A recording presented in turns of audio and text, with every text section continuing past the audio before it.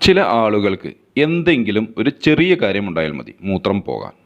ഇത്തരത്തിൽ നിയന്ത്രിക്കാനാവാതെ മൂത്രം പോകുന്ന അവസ്ഥ ലോകത്തിലെ 50% സ്ത്രീകളിലുമുണ്ടെന്നാണ് ഏറ്റവും പുതിയ പഠന റിപ്പോർട്ട് പറയുന്നത്. പലർക്കും ഇത് പുറത്തു പറയാനോ പരിഹാരം കാണാനോ നാണക്കേടും മടിയുമൊക്കെയാണ്. അതുകൊണ്ട് തന്നെ ഇത്തരം പ്രശ്നമുള്ളവർ ഇക്കാര്യം രഹസ്യമാക്കി വെക്കാറാണ് പതിവ്. ഈ രോഗം ശാരീരികമായ ബുദ്ധിമുട്ടുകൾക്ക് പുറമെ ആത്മവിശ്വാസക്കുറവും സ്ത്രീകളിലുണ്ടാക്കുന്നുണ്ട്. അതുകൊണ്ട് തന്നെ നിസ്സാരമായി കാണാതെ ഡോക്ടറെ കണ്ട് ചികിത്സ ഉറപ്പാക്കണമെന്നാണ് വിദഗ്ധർ നിർദ്ദേശിക്കുന്നത്. എന്തെല്ലാമാണ് ഇതിൻ്റെ ലക്ഷണങ്ങളെന്ന് നമുക്ക് നോക്കാം.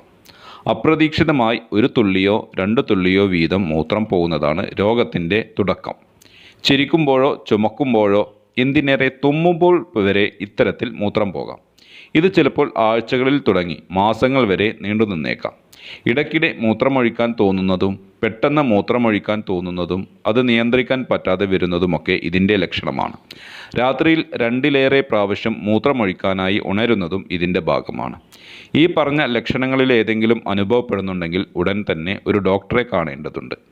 ഒരു തുള്ളിയല്ലേ, ഇതൊക്കെ എങ്ങനെ പുറത്തു പറയും എന്നൊക്കെയുള്ള സങ്കോചത്താൽ മിണ്ടാതെ ഇരുന്നാൽ ഗുരുതരമായ ആരോഗ്യ പ്രശ്നങ്ങൾ ഉണ്ടായേക്കാമെന്ന് ഡോക്ടർമാർ ചൂണ്ടിക്കാട്ടുന്നുണ്ട്. അണുബാധക്കും സ്വകാര്യ ഭാഗങ്ങളിൽ മുറിവുകൾ ഉണ്ടാകുന്നതിനും ചിലപ്പോൾ മൂത്രാശയ അണുബാധക്കും വരെ ഇത് കാരണമാവാം. മാനസികാരോഗ്യത്തെയും ഈ രോഗാവസ്ഥ ബാധിക്കാറുണ്ട്. ഇത്തരം ആളുകൾ പൊതുചടങ്ങുകളിൽ നിന്നും സുഹൃത്തുക്കളിൽ നിന്നും കുടുംബത്തിൽ നിന്നുമൊക്കെ അകലം പാലിക്കാൻ തുടങ്ങും. മുമ്പ് സന്തോഷത്തോടെ ചെയ്തുകൊണ്ടിരുന്ന പല കാര്യങ്ങളും അവസാനിപ്പിച്ച് മുറിയിൽ തന്നെ ഒതുങ്ങിക്കൂടുന്നവരുമുണ്ട്. ഇത് പതിയെ വിഷാദ രോഗത്തിനും ഉത്കണ്ഠക്കുമെല്ലാം വഴിതെളിക്കും. ഇത്തരം സാഹചര്യത്തിലായി പോകുന്നവരെ കൗൺസിലിംഗ് നൽകിയാണ് പിന്നീട് സാധാരണ ജീവിതത്തിലേക്ക് മടക്കിക്കൊണ്ടുവരാറ് എന്നാണ് ഡോക്ടർമാർ പറയുന്നത്. ഗർഭകാലത്തും പ്രസവശേഷവും ഇത്തരത്തിൽ മൂത്രം പോകുന്ന രോഗമുണ്ടാവാനുള്ള സാധ്യത കൂടുതലാണ്. സാധാരണ രീതിയിൽ പ്രസവിച്ചവർക്കായിരിക്കും ശസ്ത്രക്രിയ വഴി പ്രസവിച്ചവരേക്കാൾ ഇതിന് കൂടുതൽ സാധ്യത. കൃത്യമായ വ്യായാമത്തിലൂടെയും ചികിത്സയിലൂടെയും ഇത് ഭേദമാക്കാൻ കഴിയും. ഗർഭകാലം, പ്രസവശേഷം, ആർത്തവ വിരാമകാലം എന്നീ ഘട്ടങ്ങളിലൂടെ കടന്നു പോകുന്ന സ്ത്രീകളിലാണ് സാധാരണയായി ഇത്തരത്തിൽ മൂത്രം പോകൽ കണ്ടുവരുന്നത്.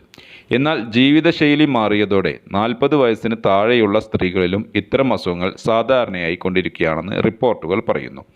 പൊണ്ണത്തടി, ഭക്ഷണ രീതിയിലെ ക്രമക്കേട്, വ്യായാമമില്ലായ്മ എന്നിവയാണ് ഇതിൻ്റെ പ്രധാന കാരണങ്ങൾ. പുകവലിക്കുന്ന സ്ത്രീകളിലും ഇത്തരം രോഗം കണ്ടുവരുന്നുണ്ട്. അമിതവണ്ണം കുറയ്ക്കുകയും പുകവലി ഉണ്ടെങ്കിൽ അത് ഉപേക്ഷിക്കുകയും ചെയ്യുക വഴി ഈ രോഗത്തെ നിയന്ത്രിക്കാൻ സാധിക്കും.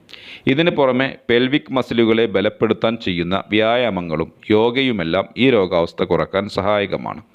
എന്തായാലും രോഗമുണ്ടെന്ന് തോന്നിയാലുടൻ യൂറോളജിസ്റ്റിൻ്റെ സഹായം അടിയന്തരമായി തേടേണ്ടതുണ്ട്. ആരോഗ്യപരമായ അറിവുകൾക്ക് ഈ ചാനൽ സബ്സ്ക്രൈബ് ചെയ്യുക.